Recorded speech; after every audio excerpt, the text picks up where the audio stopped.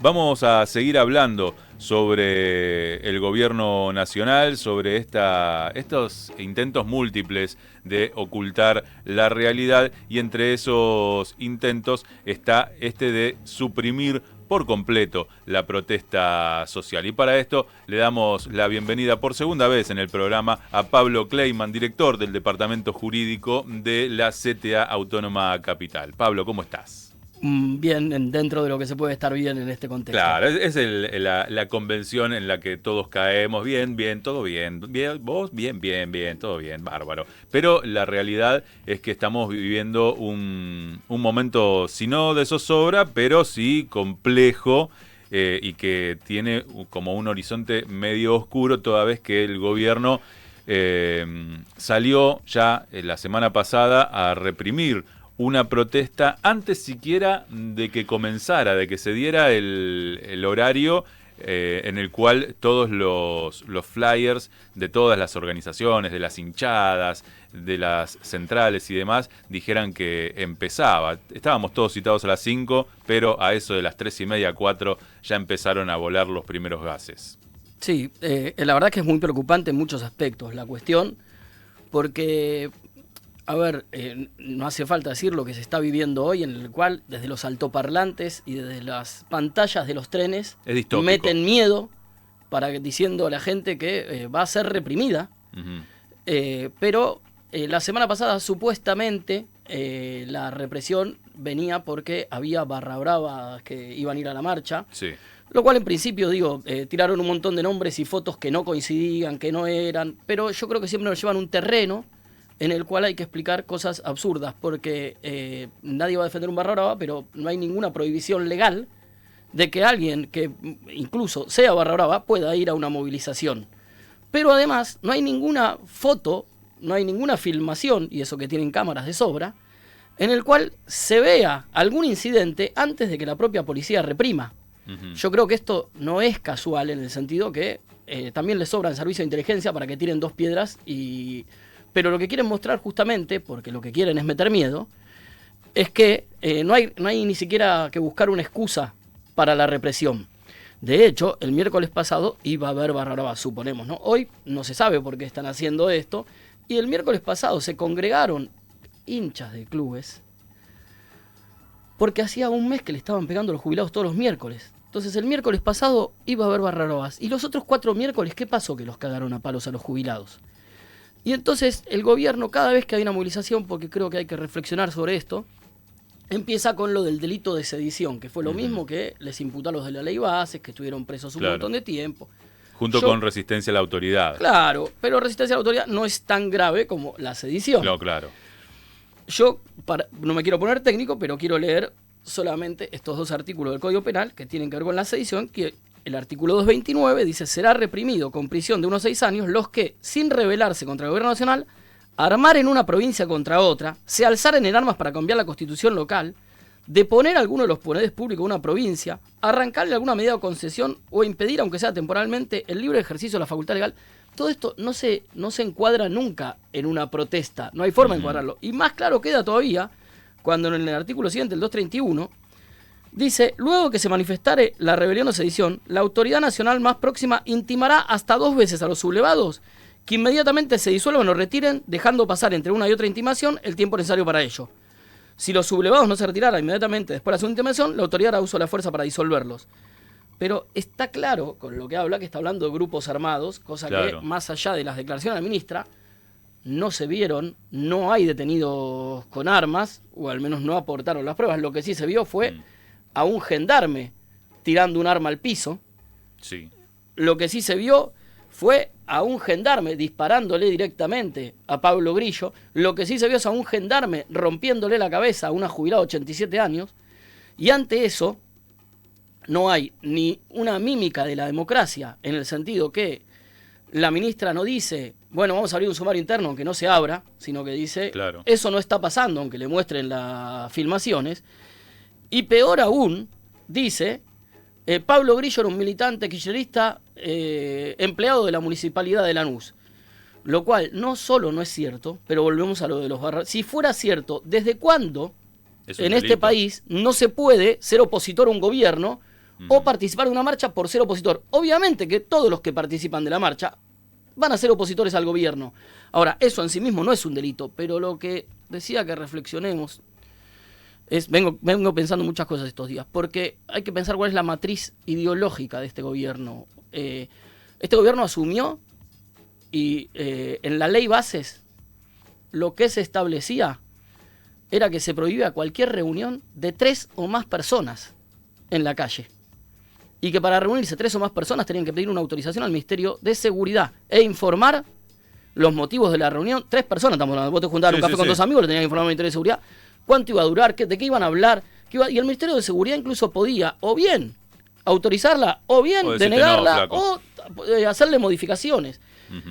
Y decía que las penas iban a ser, que además eran todas aumentadas para que sean privativas de la libertad, más de 3 años de cumplimiento.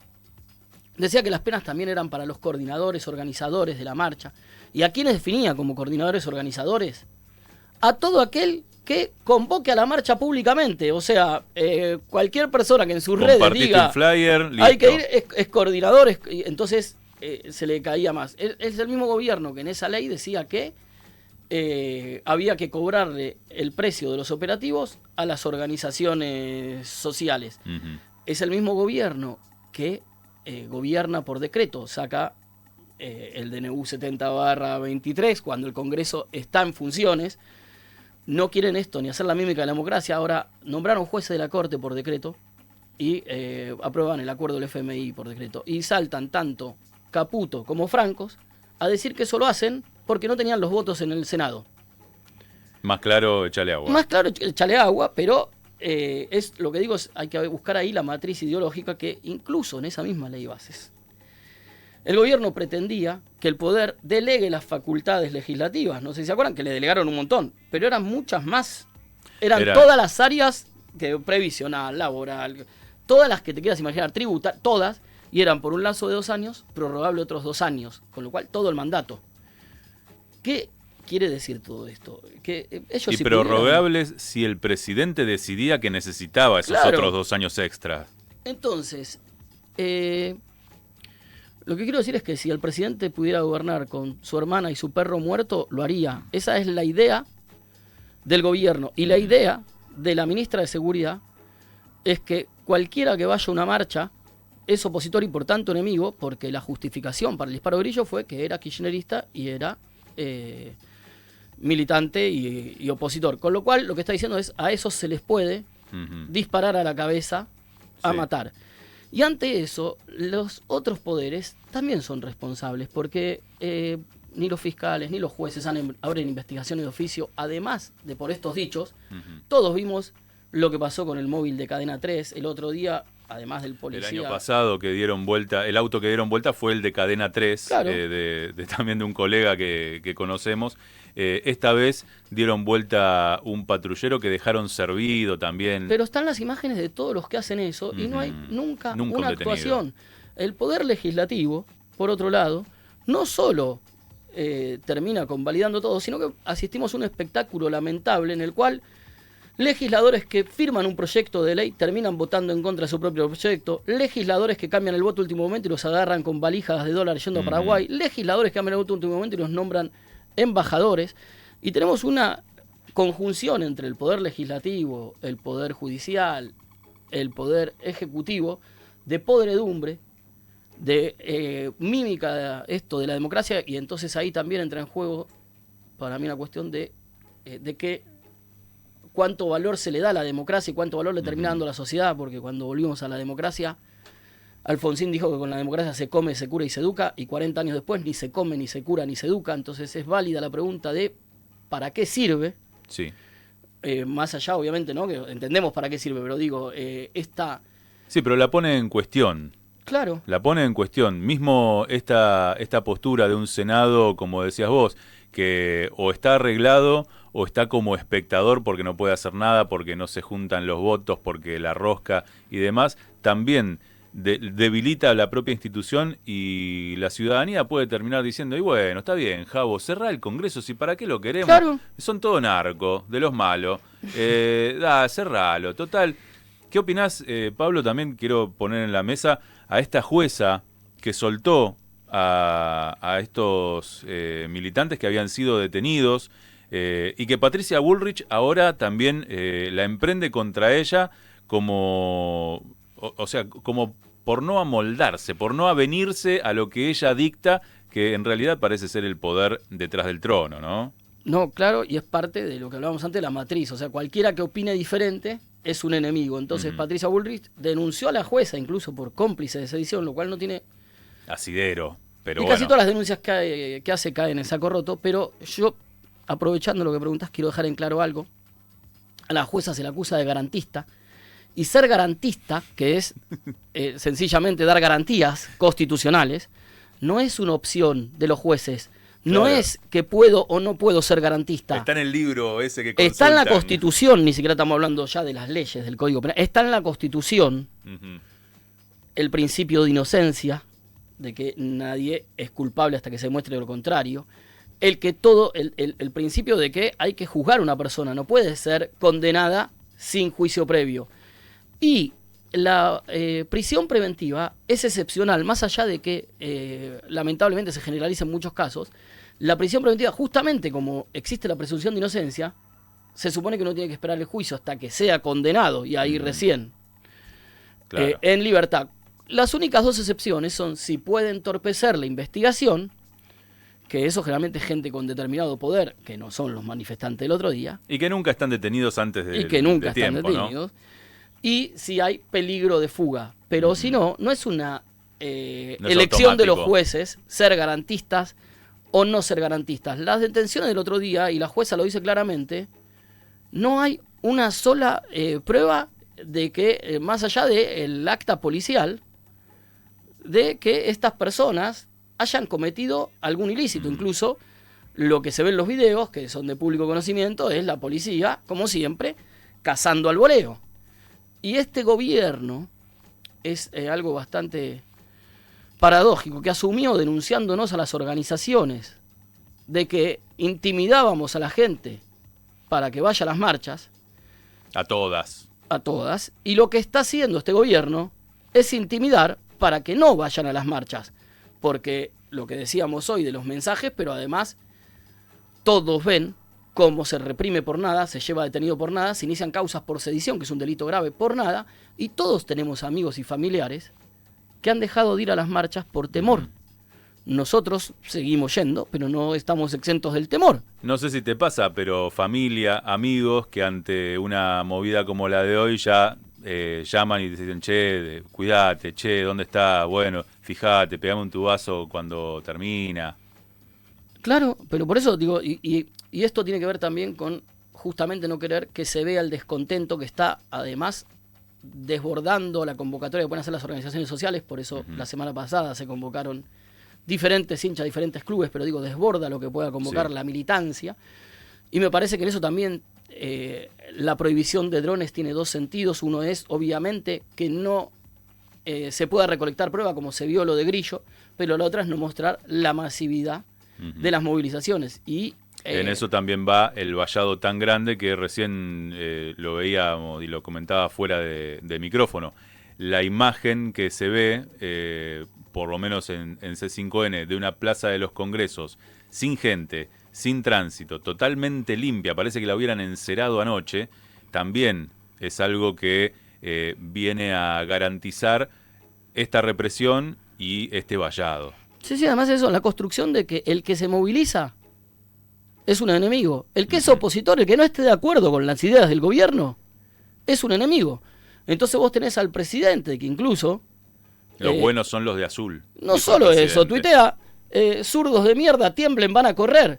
¿Desde cuándo no se puede tener ideas de izquierda o ideas contrarias al gobierno? Lo que pasa es que en su matriz de pensamiento, que es la de la ley bases, que es la de gobernar por decreto, que es la de someter al resto de los poderes, son fascistas, son totalitarios, son autoritarios, son pichones de nazis.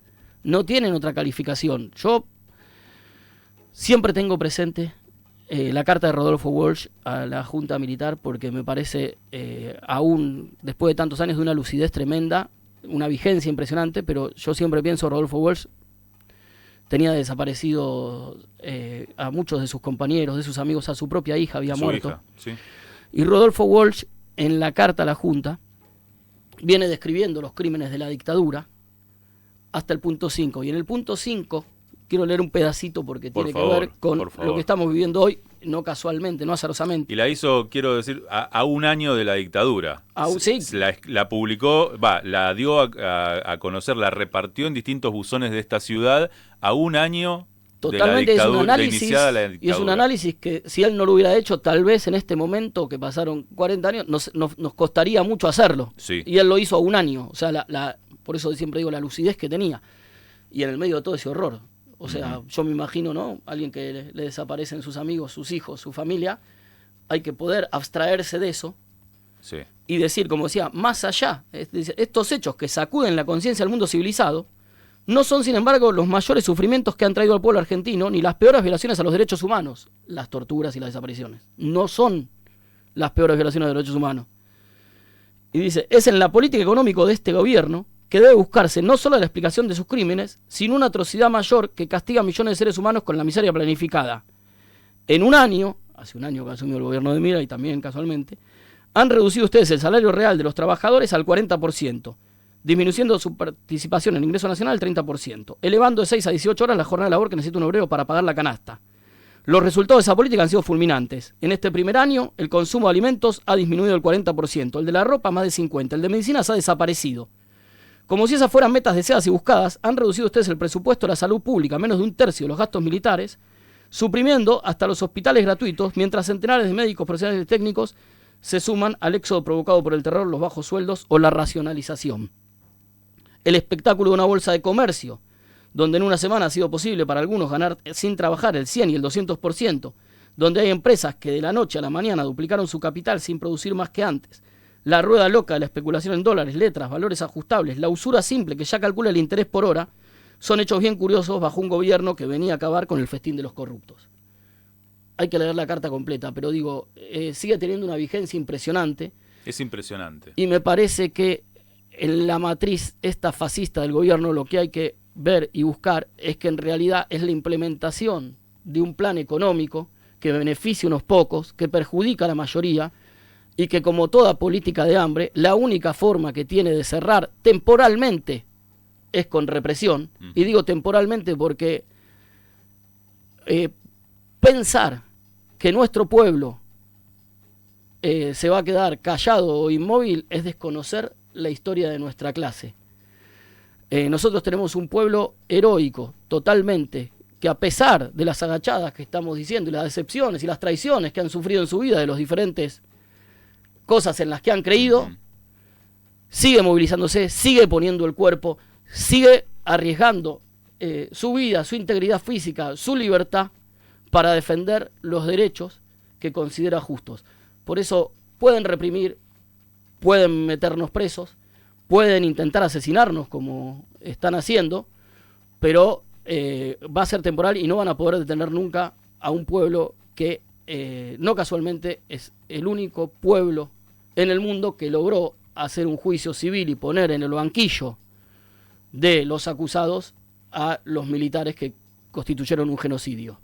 Somos el único pueblo que hizo eso, somos el único pueblo en el cual hasta los hijos de los genocidas han formado una organización para repudiar lo que hicieron sus padres. A sus padres. Ese es nuestro pueblo. Pensar que nos van a callar con palos y gases es desconocernos. Nos van a herir, sí, nos van a lastimar, sí, nos van a dejar heridas irreparables, sin duda, pero no nos van a doblegar. ¿Qué pasa, Pablo, con esa otra parte de nuestro pueblo que no solo vuelve a elegir conscientemente, porque hay mucha gente que quizás distraída o enojada o absorbida por el sistema lo ha votado? ¿Qué pasa con los otros, los que siempre votan una alternativa como la que hoy nos gobierna? Y también, dado que hoy tenemos redes y podemos conocer lo que opina muchísima gente, ¿qué pasa con esos que postean videos de la represión y dicen vamos Javo, ahí tienen zurdos de mierda, etcétera? Bueno, obviamente eso es una apreciación personal, ¿no? Pero tiene que ver con... la apreciación personal, digo lo que voy a contestar, pero tiene que ver con lo que decía antes. Primero, yo creo que la mayoría de la población no es esa.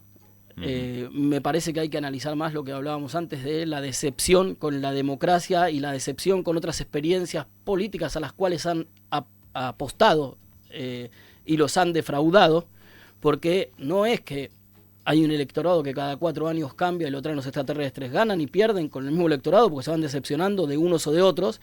Y a mí me parece que es mucho como en el fútbol, de que siempre, si el titular es un desastre, el que está en el banco no puede ser peor, aunque lo sea, pero digo que entre porque claro, no puede ser peor. por lo menos es otro. Claro.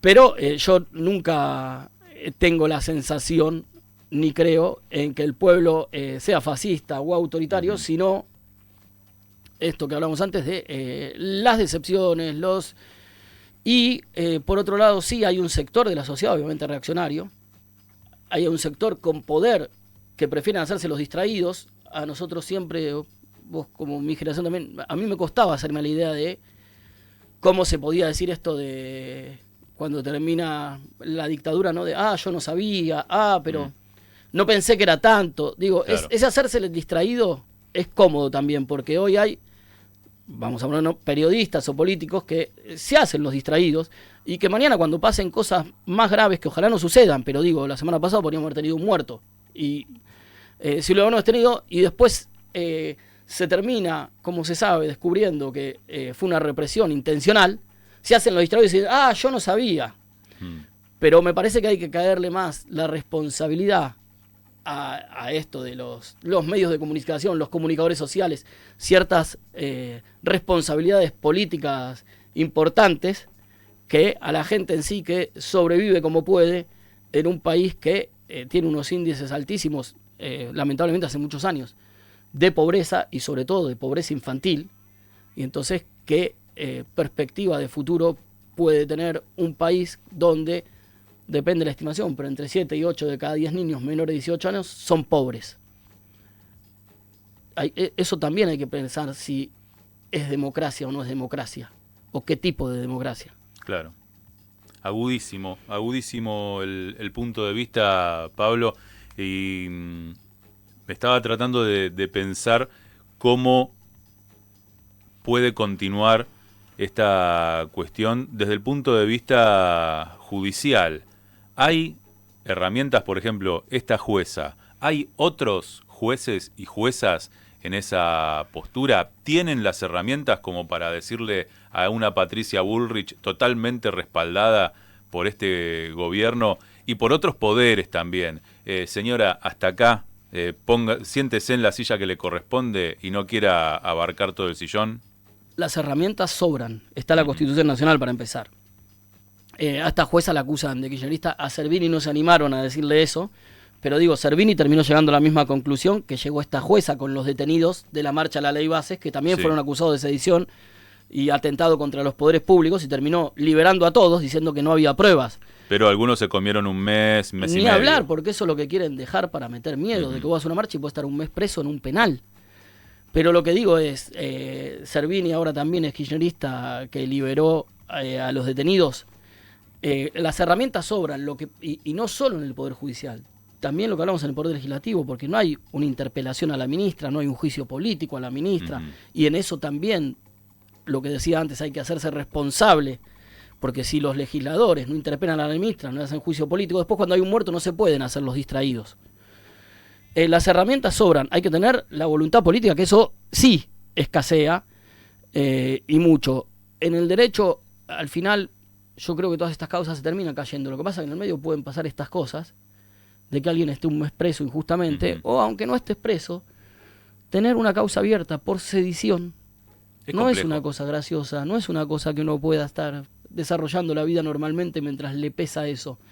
Y además han establecido la figura de la reiterancia también, que también, a mi modo de ver, viola la garantía de que nadie es culpable hasta que se demuestre, porque la reiterancia es que si yo tengo un juicio abierto, aún si no estoy condenado, y me inician otro, entonces me pueden aplicar la prisión preventiva. Claro. Con lo cual, si voy a una marcha y me aplican resistencia a la autoridad, no se comprueba ese delito, pero lo tengo Pero abierto. marche preso. Y marcho de vuelta y tengo otra vez resistencia a la autoridad y entonces me niegan la excarcelación. Aparte con la facilidad que te pueden calzar esa cucarda, un policía que diga venga para acá y vos le decís ¿por qué? Resistencia a la autoridad. Y de paso un par de palazos, ¿no? Es que eso es lo que pasa, eso decía, o sea, los 117 detenidos del miércoles pasado fueron por resistencia a la autoridad, todos. Claro. Ahora todos vimos videos de gente parada en una esquina y que viene un policía por atrás y lo agarra. Claro.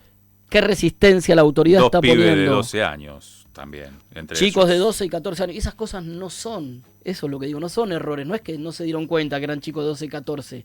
Quieren dejar un mensaje claro de que la gente los días de la marcha tenga pánico. No quiera moverse de la casa, no quiera salir a la calle. Lo pueden lograr parcialmente, lo pueden lograr con una determinada cantidad de población y por una determinada cantidad de tiempo. No lo van a lograr. Pablo Kleiman, muchas gracias por este rato aquí en viva presencia en Estación Central. No, gracias a ustedes por la invitación siempre. Un abrazo y hasta todo momento.